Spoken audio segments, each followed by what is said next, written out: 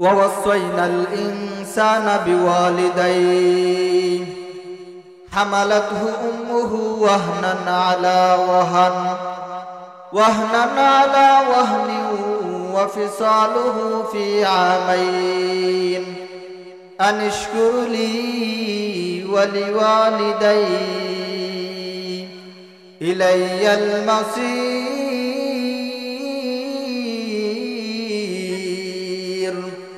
আল্লাহ বলেন, হে দুনিয়ার মানুষ, আমি আল্লাহ পাক রব্বুল আলামিন তোদেরকে ওসিয়ত করলাম। দুনিয়ার কোন ওসিয়তের মতো ওসিয়ত না, দুনিয়ার কোন চেয়ারম্যান মেম্বারের ওসিয়তের মতো ওসিয়ত না, দুনিয়ার কোন রাজা বাদশার ওসিয়তের মতো ওসিয়ত না, দুনিয়ার কোন মা বাবার ওসিয়তের মতো ওসিয়ত না। আমি আল্লাহ তাআলা নিজেই তোমাদেরকে ওসিয়ত করলাম, তোমরা পশ্চিমকালেও তোমরা তোমাদের মা বাবার সাথে ভালো আচরণ করবা, অন্যায় আচরণ করা যাবে না। আল্লাহ তাআলা বলেন, হে দুনিয়ার মানুষ, আমি আল্লাহ তাআলা তোমাদেরকে কেনই বা বললাম জানোনি? কারণ তোমরা যখন দুনিয়ার মধ্যে আছো, আসার পরে তোমরা কি করো? যখন তোমাদের রমণী একটা হয়ে যায়, যখন তোমাদের ঘরের মধ্যে যখন স্ত্রী আইসা পড়ে, যখন তোমাদের সন্তানাদি আইসা পড়ে, তখন তোমরা কি করো? তখন তোমরা তোমাদের মা বাবাকে অবহেলা করো, তোমরা তোমাদের মা বাবার সাথে খারাপ আচরণ করো, তোমরা তোমার মা বাবার সাথে দুর্ব্যবহার করো। এই কারণে আমি আল্লাহ তাআলা তোমাদেরকে ওসিয়ত করে বললাম, তোরা পশ্চিমকালেও মা বাবার সাথে খারাপ আচরণ করবি না।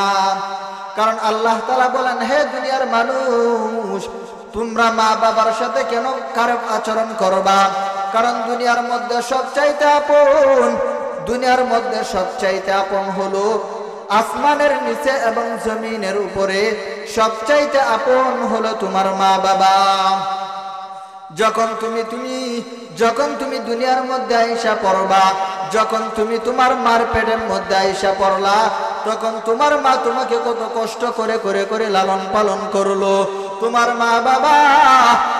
মা তোমাকে গর্ভে ধারণ করলো, ওয়াহানান আলা ওয়াহান, তোমার মা তোমাকে গর্ভে ধারণের মধ্যে রাখলো। বান্দা শুধু পরিসমাপ্তি ঘটাইলো না, ওয়াহানান আলা ওয়াহান ওয়া ফিসালুহু ফি আমাইন, তোমাদেরকে 2টা বছর পর্যন্ত তোমাদেরকে দুধ লালন পালন করলো, তোমাদেরকে দুধ খাওয়াইলো। বান্দা খাওয়ানো বান্দা শুধু শেষ নয়, যখন তুমি কিছু কইতে পারো না, বলতে পারো না, হে মা আমারও তো অনেক ক্ষুধা লেগেছে, এই কথা যখন বলতে পারো না, যখন তোমার মা তোমাকে যখন রাত্রি বেলা নিয়ে ঘুমায় পড়ার পর যখন তুমি রাত্রি বেলা যখন অপবিত্র করিয়া দিলা, যখন তুমি প্রস্রাব করিয়া দিলা, তখন তোমার বাবা ঘুমায়া পড়লো, কিন্তু তোমার মা তোমার জন্য ঘুমাই নাই। তুমি রাত্রি বেলা ওই অপবিত্রতার মধ্যে থাকবা, তোমার ঠান্ডা লাইগা যাইবে। ওই কারণে তোমার মা তোমাকে ওই ভিজা জায়গার থেকে বান্দা তোমাকে শুকনা জায়গার মধ্যে শুয়াইলো। শুয়ার পর মা কি করলো? মা ভিজা জায়গার মধ্যে ঘুমায়া পড়লো। হে বান্দা বান্দির দল, এই মা বাবাকে বান্দা কেমনি কষ্ট দাও? এই মা তো তোমার জন্য বালতি ভরা রক্ত তোমার জন্য দিল। যখন বান্দা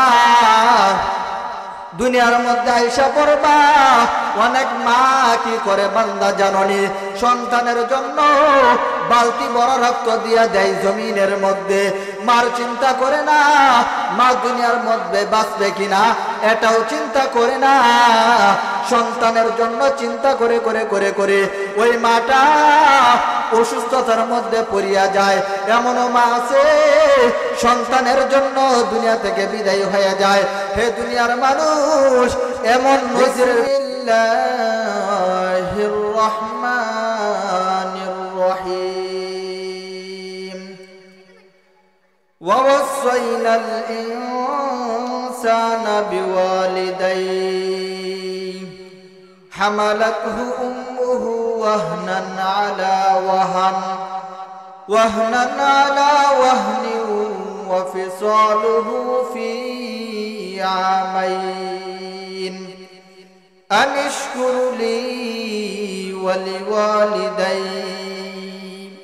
إلي المصير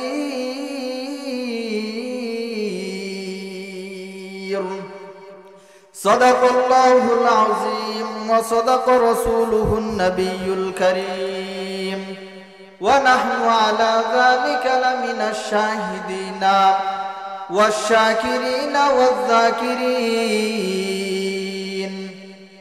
والحمد لله رب العالمين ربي زدني علما ربي زدني علما ربي زدني علما رب اشرح لي صدري ويسر لي أمري واحلل عقدة من لساني يفقه قولي وبك نستعين يا مستعان कौनाइन का मुख्तार खुदा तुमको बनाया कौनाइन का मुख्तार खुदा तुमको बनाया उम्मत के नगहबान खुदा तुमको बनाया उम्मत के नगहबान खुदा तुमको बनाया या रब मेरी आहूं में समा जाए मदीना मुद्दत से मेरे दिल में तमन्नाए मदीना तलवार पकड़ हूँ के निकल मैदाने आशील तलवार पकड़ हूँ के निकल मैदाने आशील दुश्मन की मुकाबिल तू लगा नाराए तकबीर तो मर्द मुसलमान वो तो मर्द मुसलमान एक हाथ में तलवार एक हाथ में कुरान अल्हम्दुलिल्लाह महान अल्लाह पाकेर दरबारे लाखो कोटी शुक्रिया जे दयामय अल्लाह पाक रब्बुल आलामीन आमादेरके दीर्घदिन अपेक्षा करार पर दयामय अल्लाह ताआला आमादेरके একটা জান্নাতি পরিবেশ আমাদেরকে আল্লাহ তাআলা করে দিয়েছেন এই জন্য আমরা মালিকের শুকর আদায় করব আলহামদুলিল্লাহ কারণ দয়াময় আল্লাহ পাক রব্বুল আলামিন যদি মানুষদেরকে যদি ভালো না বাসতেন তাহলে তারা কোশ্চিনকালেও ভালো কাজের দিকে অগ্রসর হতে পারতেন না এই কারণে আমার সামনে উপস্থিত ভাইরা এবং পর্দার আড়ালের সম্মানিত মা ও বোনেরা আল্লাহ পাকের কাছে সর্বদাই আল্লাহ তাআলার কাছে আমরা শুকর আদায় করব যে রব্বি কারীম আমাদেরকে এত সুন্দর একটি দ্বীনি মজলিস আমাদেরকে দান করেছেন এই এলাকার জন্য এটা আমাদের গর্বের বিষয় কারণ এই সমাজের মধ্যে আগে গান বাজনা চলতো কিন্তু এখন ইসলামী ওয়াজ মাহফিল বেশিরভাগই চলে কারণ যুবক ভাইয়েরা এখন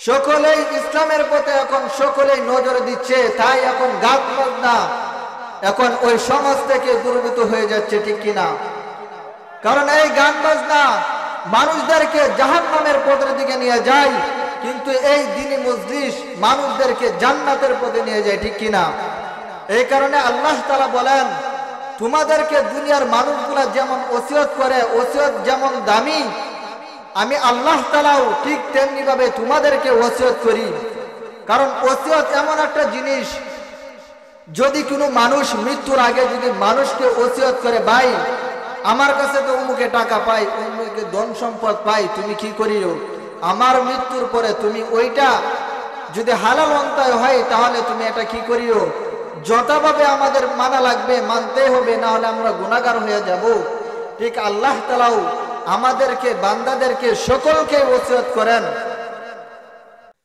ওয়াসাইনাল ইনসানা বিওয়ালিদাইহি হামালাতহু উম্মুহু ওয়াহনান আলা ওয়াহনিন ওয়া ফিসালুহু ফি আমাইন আনিশকুরলি ওয়ালিওয়ালিদাই ইলাইয়াল মাসির।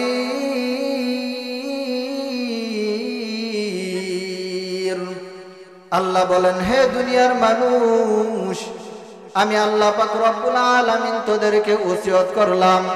দুনিয়ার কোন ওসিয়তের মতো ওসিয়ত না, দুনিয়ার কোন চেয়ারম্যান মেম্বারের ওসিয়তের মতো ওসিয়ত না, দুনিয়ার কোন রাজা বাদশার ওসিয়তের মতো ওসিয়ত না, দুনিয়ার কোন মা বাবার ওসিয়তের মতো ওসিয়ত না। আমি আল্লাহ তাআলা নিজেই তোমাদেরকে ওসিয়ত করলাম, তোমরা পশ্চিমকালেও তোমরা তোমাদের মা বাবার সাথে ভালো আচরণ করবা, অন্যায় আচরণ করা যাবে না। আল্লাহ তাআলা বলেন, হে দুনিয়ার মানুষ, আমি আল্লাহ তাআলা তোমাদেরকে কেনই বা বললাম জানোনি? কারণ তোমরা যখন দুনিয়ার মধ্যে আছো, আসার পরে তোমরা কি করো?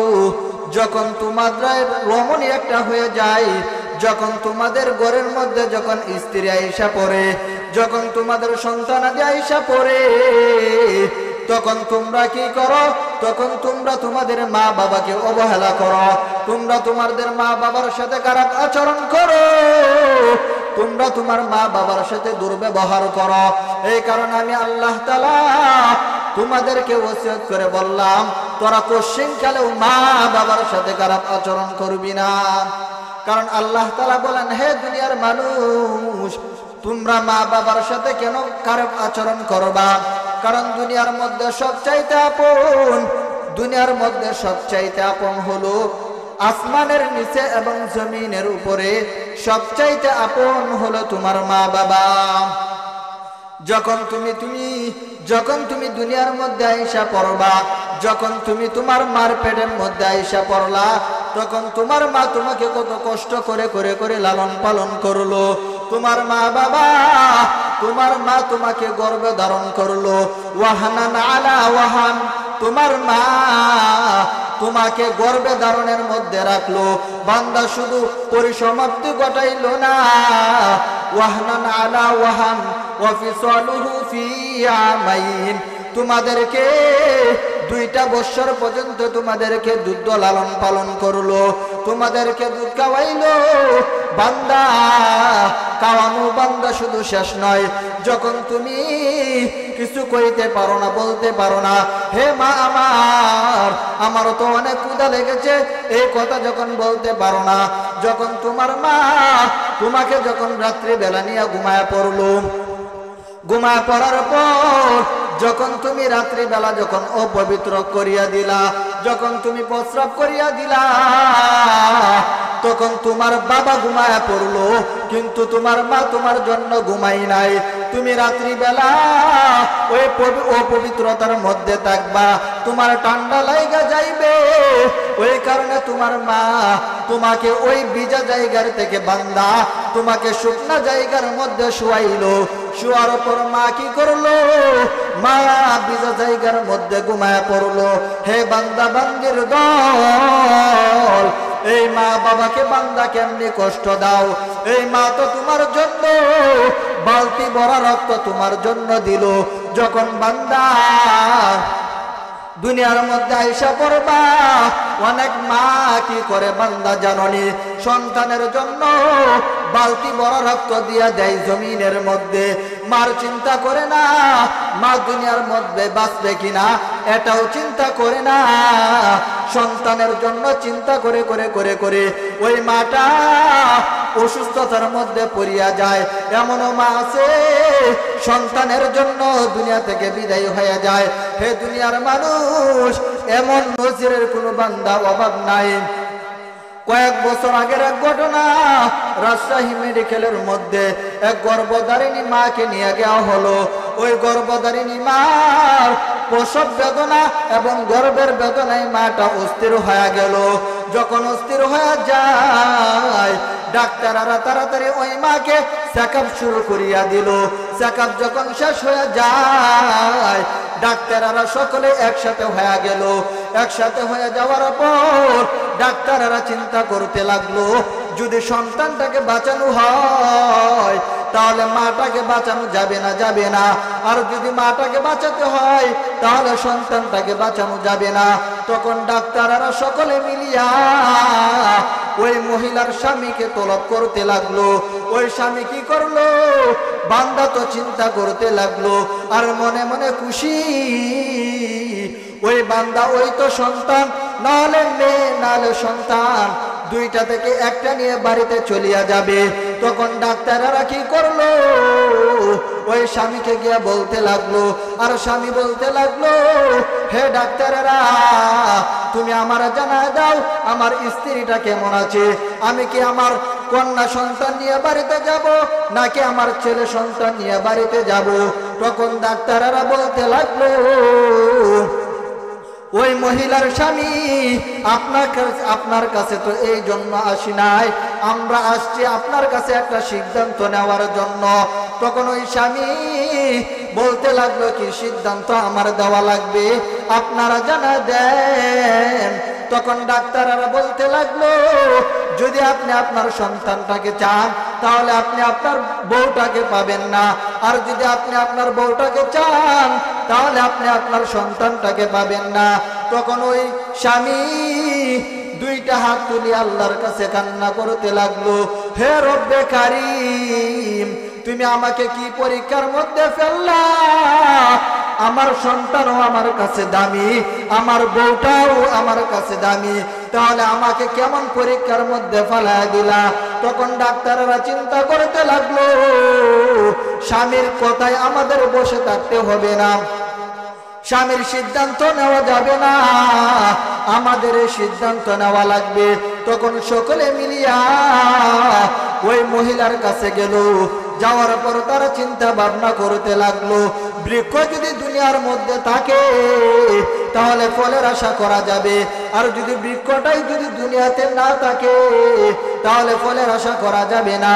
অর্থাৎ মহিলাটা যদি দুনিয়ার মধ্যে থাকে তাহলে সন্তান আশা করা যাবে। তখন সকলে মিলিয়া চিন্তা করতে লাগলো, মহিলাকে দুনিয়ার মধ্যে রাখবে, সন্তানটাকে মৃত্যুবরণ করিয়া ফেলবে। তখন ওই মা সেই মাটা কান্না করতে লাগলো, আর ডাক্তারদেরকে বলতে লাগলো, ডাক্তারেরা আমার, তোমরা তোমাদের সিদ্ধান্তটা চেঞ্জ করিয়া নাও, কারণ আমি আসমানও দেখছি, আমি জমিনও দেখলাম, আল্লাহ তাআলার নাজ নিয়ামত আমি আল্লাহ তাআলারও দেখলাম, কিন্তু আমার সন্তান আমার জন্য দুনিয়াতে আসতে পারবে না, এটা আমি মানতে পারি না।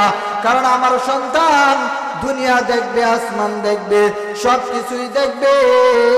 তখন ডাক্তাররা বলতে লাগলো, আপনি কি পাগল হয়ে গেলেন নাকি?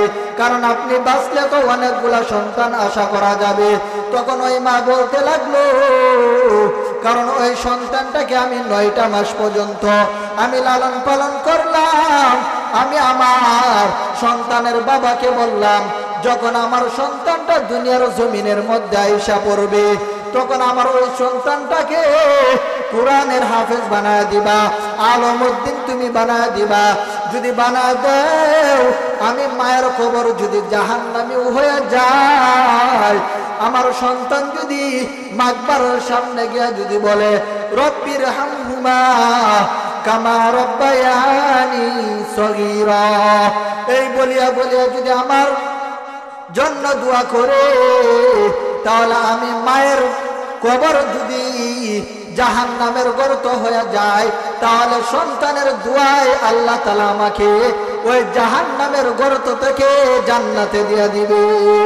এই কারণে ডাক্তারদেরকে বলতে লাগলো, হে ডাক্তারেরা, তোমরা কোশ্চিনকালেও আমার সন্তানটাকে মারবা না, দরকার হলে প্রয়োজন হলে আমি মা দুনিয়া থেকে বিদায় হয়ে যাব। হে দুনিয়ার মানুষ, তখন এই তো মাটা দুনিয়া থেকে বিদায় হয়ে গেল।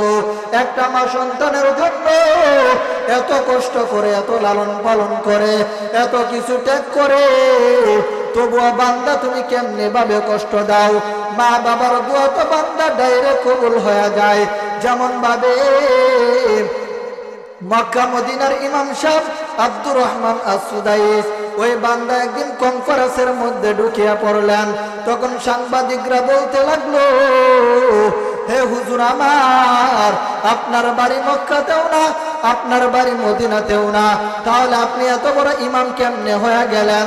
তখন ওই আব্দুর রহমান আস-সুদাইস বলতে লাগলো, এটা আমার কোনো কামালিয়াত না, এটা একমাত্র আমার মার দোয়াতে আমি মক্কা মদিনার ইমাম হয়ে গেলাম। তখন ওই কনফারেন্সের লোকেরা বলতে লাগলো, আমাকে একটু বিস্তারিত বলিয়া দেন। তখন ওই আব্দুর রহমান আস-সুদাইস বলতে লাগলো, যখন আমি ছোট, যখন আমার বয়স 6 বছর হয়ে গেল, যখন আমার বয়স 6, তখন আমার মা কি করলো, আমাকে মক্কা মদিনায় উমরা করার জন্য আমাকে নিয়ে আসা হলো। নিয়ে আসার পর আমার মা আমাকে মাথা বেড়ে সাইডের মধ্যে রেখে দিল। মা দূর দূর করে তোয়াব করতে লাগলো। তখন একটা পর্যায়ে যখন আমাকে খুঁজে পাই না, তখন মা দেখে আমি এই তোয়াফের মধ্যে আছি, স্বামী তো আছি। তখন আমার মা বলতে লাগলো, হে সন্তান আমার, তুমি যে ওই তোয়াফ করতেছো, তুমি তো এটার দাম বজায় রাখতে পারবা না, তাহলে তুমি কেন ওইটার দ্বারের কাছে তুমি একটু পর আসো। তখন ওই আব্দুর রহমান বলতে লাগলো, দুনিয়াতে কত ঘর দেখলাম আমি, দুনিয়াতে এমন কোনো ঘর নাই আমি দেখি নাই, কিন্তু আমার কাছে সবচাইতে দামি ঘর মনে হয়েছে, আমার কাছে সবচাইতে পছন্দনীয় হয়ে গেল। তখন আব্দুর রহমান আস-সুদাইসির মা বলতে লাগলো, হে আল্লাহ, আপনি আমার সন্তানকে মক্কা মদিনার ইমাম বানায় দেন। হে দুনিয়ার মানুষ, মক্কা মদিনার ইমাম হয়ে গেল কার দোয়াতে বান্দা? শুধুমাত্র মা বাবার দোয়াতেই তো বান্দা হয়ে গেল। যদি তুমিও যদি তোমার জীবনটা নিয়ে যদি বান্দা যদি আগাইয়া চলতে পারো, তাহলে তোমার জীবনটাও বান্দা অটোমেটিক্যালি শান্তি হয়ে যাবে। কারণ মা বাবার দোয়া নিয়ে যে বান্দা চলবে, ওই বান্দা কোশ্চিন কালেও পথভ্রষ্ট হতে পারে না। আতিনা ফি দারে দুনিয়া না হাসান, আতিনা ফি দারে উকবা না হাসান, ইয়া গিয়াসল মুস্তাগীসিন আহদিনা লাফতিকারো বিল উলুমি ওয়াল গিনা। যে কথা বলতেছিলাম, হে বান্দা বান্দির দল, কোশ্চিন কালেও তোমরা তোমাদের মা বাবার সাথে খারাপ আচরণ করবা না। কারণ যদি বান্দা খারাপ আচরণ করো, তাহলে বান্দা তোমার জাহান্নামী হয়ে যাবে। আবুল্লাহ সমরদন্দি রহমতুল্লাহি আলাইহি তার জাম্বিহুল গাফিলিনের মধ্যে এই ঘটনাটা সুন্দর করে টেনে আনলেন। পয়গম্বরের জামানায় হযরতে আলকামা রাদিয়াল্লাহু তাআলা আনহু মৃত্যু শয্যায় পড়িয়া গেল। যখন মৃত্যু শয্যায় পড়িয়া যায়, তখন আলকামার স্ত্রীটা দৌড়ায় পয়গম্বরের দরবারে চলে আসলো। যখন পয়গম্বরের দরবারে চলে আসার পর পয়গম্বরকে বলতে লাগলো, হে পয়গম্বর আমার, আপনার সাহাবী আলকামা তো মৃত্যু শয্যায় পড়িয়া গেল, আপনি কয়েকজন সাহাবী পাঠায় দেন। পাঠায় দেওয়ার পর আলকামাকে কালিমার তালকিন দেওয়া হবে। তখন পয়গম্বর কি করলেন, কয়েকজন সাহাবী আলকামার বাড়িতে পাঠায় দিলেন। বাড়িতে পাঠায় দেওয়ার পর আলকামার বাড়িতে সাহাবীরা যাওয়ার পর কালিমার তালকিন দেওয়া যখন শুরু করিয়া দিল, যখন বলতে লাগলো, পড়ো লা ইলাহা ইল্লাল্লাহ, লা ইলাহা ইল্লাল্লাহ, যখন এভাবে বলতে লাগলো, তখন আলকামার জবান দিয়ে কালিমা বের হয় না। কালিমা যখন বের হয় না, সাহাবীরা বলতে লাগলো, হে বেলাল, দৌড়ায়া পয়গম্বরের দরবারে চলিয়া যাও। পয়গম্বরের দরবারে গিয়া বলো, আলকামা তো কালিমা পড়তে পারে না। তখন পয়গম্বরের কাছে হযরতে বেলাল দৌড়ায় আসলেন। আসার পর বেলাল বলতে লাগলো, আপনার সাহাবী আলকমা তো কালিমা পড়তে পারে না। তখন এমনি পয়গম্বর বেলালকে বলতে লাগলো, আলকমার মা বাবা কি দুনিয়ার মধ্যে বেঁচে আছে?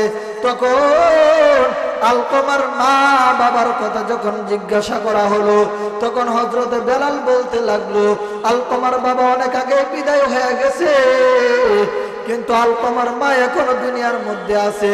তখন হযরত বেলালকে পয়গম্বরে দৌড়ায় পাঠাইলেন, যাওয়ার পর গিয়া দেখো হযরত বেলাল হযরত আলকমার মাকে যখন যাওয়া হলো, যাওয়ার পর বলতে লাগলো, আপনাকে পয়গম্বর ডেকেছেন, আপনি পয়গম্বরের কাছে যাওয়ার জন্য। তখনই হযরত আলকমার মা বলতে লাগলো, পয়গম্বর যখন আমাকে বলেছেন, তাহলে যতই কষ্ট হোক না কেন আমি পয়গম্বরের দরবারে চলিয়া যাব। তখন পয়গম্বরের দরবারে হযরত আলকমা রাদিয়াল্লাহু তাআলা আনহুর মা দৌড়ায়া গেলেন। যাওয়ার পর হযরত আলকমার মাকে মদিনাওয়ালা নবী জিজ্ঞাসা করলেন, তোমার সন্তান কেমন, আমাকে একটু জানায় দাও। তখন আলকমার মা বলতে লাগলো, আমার সন্তান তো অনেক ভালো, আমার সন্তান তো দানও করে, নামাজও পড়ে, রোজাও রাখে, এমন কোন বান্দা কমতি দেয় না। তখনই পয়গম্বর জিজ্ঞাসা করতে লাগলো, তাহলে কালিমা কেন পড়তে পারে না?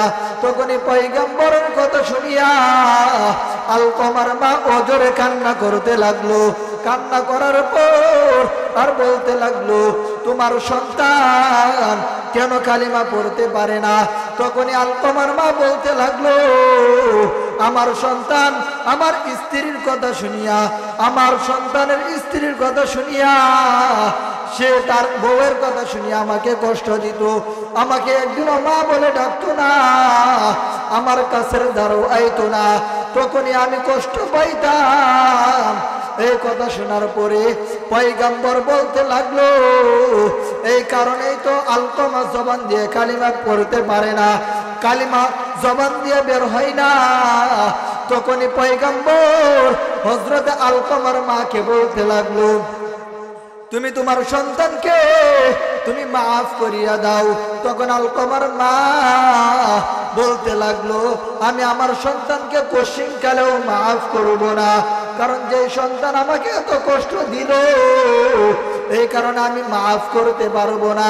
তখনই পয়গম্বর সাহাবীদেরকে বলতে লাগলো, এ সাহাবায়ে কেরাম, তোমরা লাকড়ি সংগ্রহ করো, লাকড়ি সংগ্রহ করার পর লাকড়িগুলা এক জায়গা করো, এক জায়গা করার পর হযরত বেলালকে বলতে লাগলো, বেলাল তুমি আগুন জ্বালায় দাও।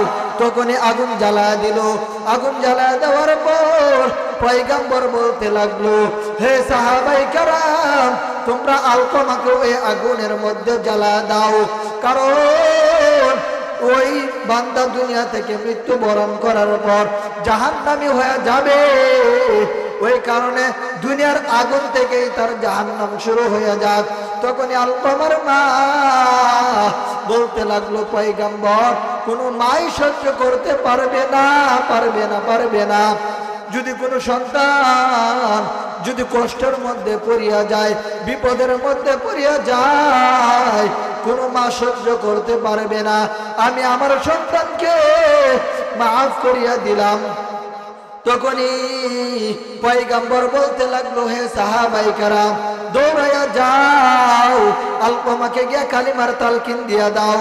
সাহাবায়ে কেরাম দৌড়াইয়া যখন আলকমার বাড়িতে গেলেন, বাড়িতে যাওয়ার পর আগে সাহাবীরা পড়াইতো লা ইলাহা ইল্লাল্লাহ, কিন্তু সাহাবীরা যাওয়ার পর দেখে আলকমা নিজেই পড়তে লাগলো লা ইলাহা ইল্লাল্লাহ, লা ইলাহা ইল্লাল্লাহ। এভাবে পড়তে পড়তে পড়তে পড়তে বান্দা দুনিয়া থেকে চলিয়া গেল।